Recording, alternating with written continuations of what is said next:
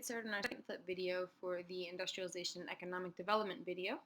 And we're going to focus on this essential question here, which are why are industries spatially distributed the way that they are? And we're going to break this up into two different flip videos, and I'm also going to do the analysis questions a little bit differently because a lot of this is pretty conceptual, and I'd like to break up each section of this conceptual breakdown with those analysis questions.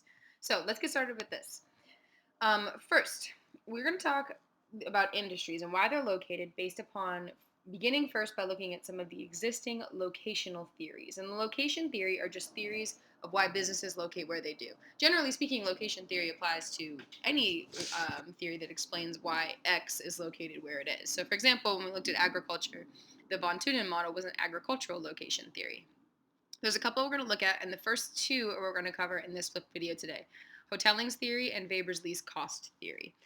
So, but back us up though. We're going to look at what it is that a locational theory is going to assume in economic geography. Because if you're going to assume something about where firms are going to be located, there's an existing framework and some assumptions you're going to make. So, generally speaking, in determining where industries will be located, these economic models, these models of how these economies will work, they assume a couple things. They assume first that people will always try to maximize their profit, which makes sense. That's essentially, you'd be a pretty bad businessman or woman. That's if you were never seeking to maximize your profit. Number two, these locational theories and these economic models will assume that people will always try their advantages over others, meaning they will always try to find their own comparative advantage. A term we'll come back to later. What do I have that you do not? This applies to businesses, this applies to countries, which we'll get into when we get to talk about development. But generally speaking, we're going to assume that a business is always going to try to create an advantage for itself. Number three, we're going to assume that people are going to account for variable costs and fixed costs. Let's break that down.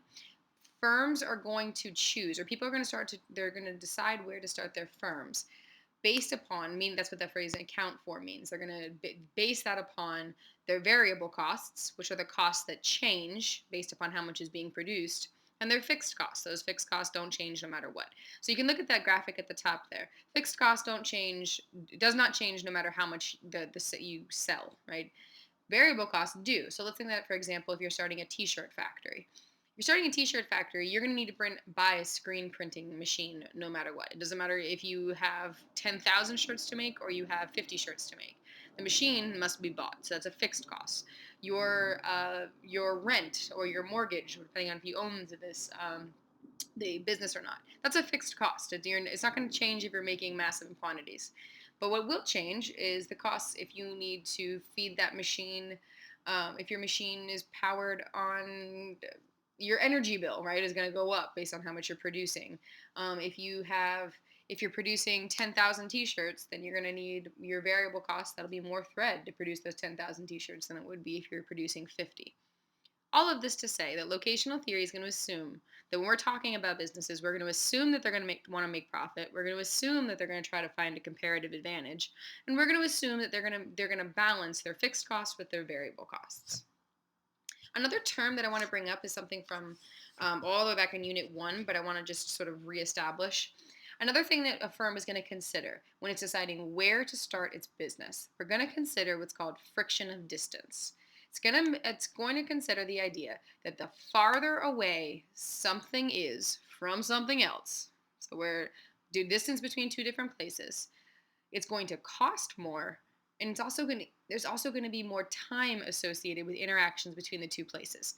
Let's break that down. This is relevant to distant decay. Distant decay is the idea that the point of origin, that the influence something has on anything else, decreases the farther you get from the origin. Friction of distance is related. Friction of distance is the measure of how absolute distance between places, so the physical distance between places, the farther you are from two places are from one another, the more it will cost for those two places to interact, and the more time it will take for the places to interact. The example I gave here, friction of distance explains why it takes, I'm just making this up here, say $5 to ship a box from DC to Baltimore and maybe only a day, whereas it's going to take $30 and say 10 days to ship something to China. Again, those are just made up statistics, but I'm just saying, using that as the example. There's greater friction of distance there because it's farther. China and DC are obviously much farther away from one another than DC and Baltimore. So that's our ground, that's our basis here when we're looking at why businesses locate where they do. So pause here for analysis question ones. First one, which is the following influence upon the location of an industry? Fixed costs or variable costs? That's just your opinion. Defend it. And is globalization increasing or decreasing friction of distance? So pause here, and when you're ready, move forward with us. The first industrial theory I want to take a look at, and let's fix this title here. The first one I want to take a look at here is this theory is called Hotellings Theory. And Hotellings, why are industries spatially distributed? There we go. Spatially where they are. So the Hotellings Theory, okay?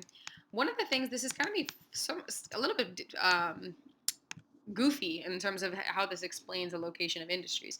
But this theory of Hotellings Beach, and Hotelling was a gentleman who described the theory of why it is that you often see gas stations located directly next to one another, or why you'll sit. The video I'm about to show you gives the example. You might go forever without seeing a coffee shop, and all of a sudden you'll see three right next to each other. Hotellings Beach, and we're going to watch a short video to explain this, is a model of industrial locational theory, meaning it's a model of where businesses locate, and it's based upon this concept of locational interdependence, that where one industry is located is directly dependent upon where another is located. Hotelling's theory, in sum, says that competitors try to maximize their own sales. So, ice cream stand A and ice cream stand C, those are two different ice cream stands. They're going to maximize sales by constraining each other's territory as much as possible. And what this is going to lead to is this is going to lead to them ultimately locating adjacent, meaning directly next to one another in the middle of where all those consumers are. That's a very basic overview. Let's watch this actually really great YouTube video then from a TED Talk that helps us understand Hotelling's theory just a bit better.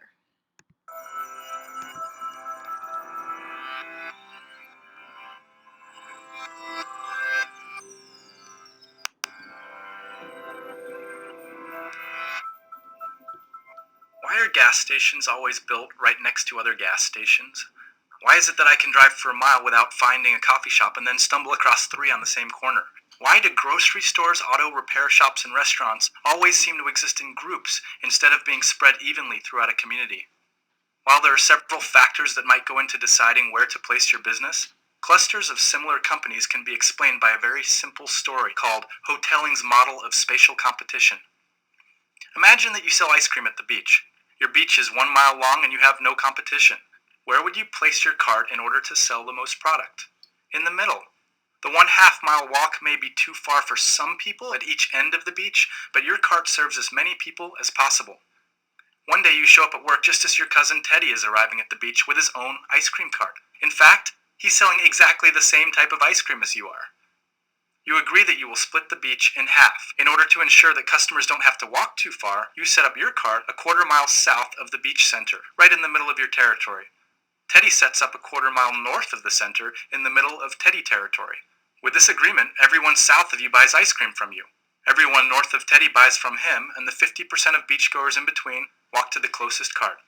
No one walks more than a 1/4 of a mile, and both vendors sell to half of the beachgoers.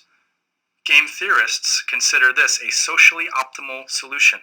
It minimizes the maximum number of steps any visitor must take in order to reach an ice cream cart. The next day, when you arrive at work, Teddy has set up his cart in the middle of the beach. You return to your location a 1/4 mile south of center and get the 25% of customers to the south of you. Teddy still gets all of the customers north in Teddy territory, but now you split the 25% of people in between the two carts. Day 3 of the ice cream wars, you get to the beach early and set up right in the center of Teddy territory, assuming you'll serve the 75% of beachgoers to your south, leaving your cousin to sell to the 25% of customers to the north. When Teddy arrives, he sets up just south of you, stealing all of the southerly customers and leaving you with a small group of people to the north. Not to be outdone, you move 10 paces south of Teddy to regain your customers. When you take a midday break, Teddy shuffles 10 paces south of you and again steals back all the customers to the far end of the beach. Throughout the course of the day, both of you continue to periodically move south towards the bulk of the ice cream buyers until both of you eventually end up at the center of the beach, back to back, each serving 50% of the ice cream hungry beachgoers. At this point, you and your competitive cousin have reached what game theorists call a Nash equilibrium, the point where neither of you can improve your position by deviating from your current strategy. Your original strategy, where you were each a quarter mile from the middle of the beach, didn't last because it wasn't a Nash equilibrium. Either of you could move your cart towards the other to sell more ice cream. With both of you now in the center of the beach, you can't reposition your cart closer to your furthest customers without making your current customers worse off. However, you no longer have a socially optimal solution, since customers at either end of the beach have to walk further than necessary to get a sweet treat. Think about all the fast food chains, clothing boutiques, or mobile phone kiosks at the mall. Customers may be better served by distributing services throughout a community, but this leaves businesses vulnerable to aggressive competition. In the real world, customers come from more than one direction, and businesses are free to compete with marketing strategies by differentiating their product line and with price cuts. But at the heart of their strategy, companies like to keep their competition as close as possible. So this makes sense. I mean, this makes sense as to why it is that we see businesses lining up next to one another, because they're trying to ensure that they're all working from the same customer base. They're all trying to take advantage of the customers who are already coming to that location. So Hotellings Theory tells us that the two businesses are going to that these two firms will locate directly next to one another. I'm going to skip this for 1 second. I'll come back to that. Actually, no, we'll keep going through here. Okay, so that's Hotellings Theory. There is another general theory that's used to describe the interactions between places and why it is that certain places interact more than others. This is called the Omids Triad. Omids Triad says that places interact more based upon three concepts: complementary, transferability, and intervening opportunities. So industrial theory 1, we have hotellings. Another thing that just helps us understand why industries are distributed where they are is this Omids Triad. There's three things that are going to make different groups and different places interact more than others. For example, if two places are complementary, then that you consider that actually just like complementary angles, really, and that's why I have that picture there. That one has that those two angles together make a full and complete 90 degrees. The complementary component of economic relations is the idea that if two places are going to interact with one another, one place has to have the supply of an item for which there is effective demand. Let's break that down. Two places are going to interact with each other if one place has something that the other both has the ability to get and wants. Here's the example: oil. The U.S. needs it and the Middle East has it. So that's going to ensure that these two places have this complementary relationship, and that will in turn drive some of their economic relations with one another. An industrial firm is going to consider the idea that these two places one has a demand and one has a supply for it. So that's going to generate the relationships between these two places.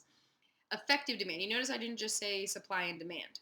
Effective demand doesn't just mean that a place wants something. It doesn't just mean that the U.S. wants oil. It means that the U.S. wants oil. We have a desire for it. We have purchasing power. We have the ability to actually buy it and the money to actually buy that supply. Because there's plenty of things in the world that people want and plenty of things that there's a demand for. That doesn't necessarily mean that both people or a particular country has the purchasing power to actually buy it. And lastly, for effective demand, the demand must be, in order for the demand to not just be demand, to be effective demand, then there has to be an ability to actually transport this product. There has to be available railroads, available internet. This helps explain why there isn't greater relationship between many of the sub-Saharan African nations and the MDCs of the world, because the sub-Saharan Africa has tons and tons and tons of resources. But resources doesn't necessarily lead to economic gain if there isn't effective demand, if there's no infrastructure built to help transport those products. A company wants to be able to ensure that they can get the products and sell them quickly and effectively. Omids Triad also says that two places are going to economically interact with one another based upon transferability. This is so similar. This is related to what I was just discussing. Okay, heavy definition. Let's break it down. It says mobility of a commodity. Stopping there. A commodity, again, something that can be bought and sold in small quantities. A commodity is your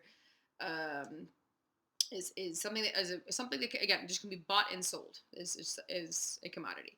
The mobility of a commodity.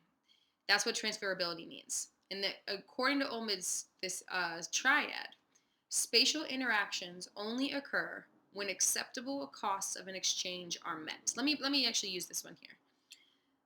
Actually, you know what? In fact, delete that slide. That's confusing. Let's break this one here. This one's a much easier explanation. Transferability. How easy is it to transfer and move this good? And how easy it is measured in both time and money. So let's go back to what I was just saying about effective demand. Two places, industries are not going to interact or not going to have strong economic interactions if an industry cannot be ensured that the good itself is going to be transferred. Similarly, if it's going to take too much time and too much money for two places to interact, then there isn't going to be strong transferability. Those two places will not. Here's an example. If a consumer is seeking a good and it's available but it's far away and it's going to be really expensive to transfer that good, then the consumer is just going to find something else. Here's my example. Here you are. You're looking for something. You're looking to go to buy what am I talking about? Like washing detergent, okay? And you know they sell it at Target, right? But if it's too far, it's going to take you an hour to get to Target. It's going to cost you, I don't know, $10 on the Metro. I don't know where the heck you're coming from, but let's just use that argument for now. $10 on the Metro, and it's going to take you an hour to get there. Well, then you're probably just going to go to 7-Eleven because it's closer to you. It may be more expensive to buy the laundry detergent there, but it's way closer and way easier. That's much more attractive to you as a consumer. This concept of intervening opportunity, we talked about this with migration, that closer opportunities or goods are often more attractive to customers. This makes sense. If you're going to start an industry, you're going to consider whether or not there's an intervening opportunity and how transferable your good is going to be to customers. Okay, I'm going to pause right there for analysis questions part 2. Actually, I'm going to pause the video for a second because I'm missing my second part, so stay with me. Okay, much better. So here is now our analysis questions part 2. This will all need to be done on the same sheet of paper. I just want to break this up. So we just saw Hotellings Theory that helps us understand industrial locations, and I want you to explain to me how that explains why competitors often directly sit up next to one another. And then 2, I want you to explain to me that concept of the Omids Triad, the complementary, transferability, and intervening opportunities. How do those 3 concepts influence industrial locations? In other words, if you're going to set up your industrial firm, why do those 3 concepts matter to you? How's that going to influence your thinking? When you're ready, move forward with us to part 3, okay? Okay, that's better. There we go. Okay. Part 3, another industrial location theory that we look at in class is Weber's least cost theory. Very simplistically, Weber's least cost theory says an industry is located where it can minimize transportation costs, minimize labor costs, and utilize agglomeration in order to maximize their profits. I put a star next to transportation costs because Weber believes that this is the most important and most indicative characteristic of industrial locations. In other words, that's what's going to be considered above anything else for the transportation costs. There is that on the bottom right-hand corner. You can see that structure we did in class there with the 2 it's 2 points for resources as well as the market in that perfect sort of triangular shape. So let's break these down. Okay. First thing I said is that Weber's least cost theory says that industrial locations are going to locate in a place where they can minimize transportation costs. I'm missing a word here. They're going to minimize transportation costs. So a site, the place where the industry will be located, but wherever is chosen must entail the lowest possible cost of A, transporting the raw materials to the actual factory, and B, transporting the finished product to the market.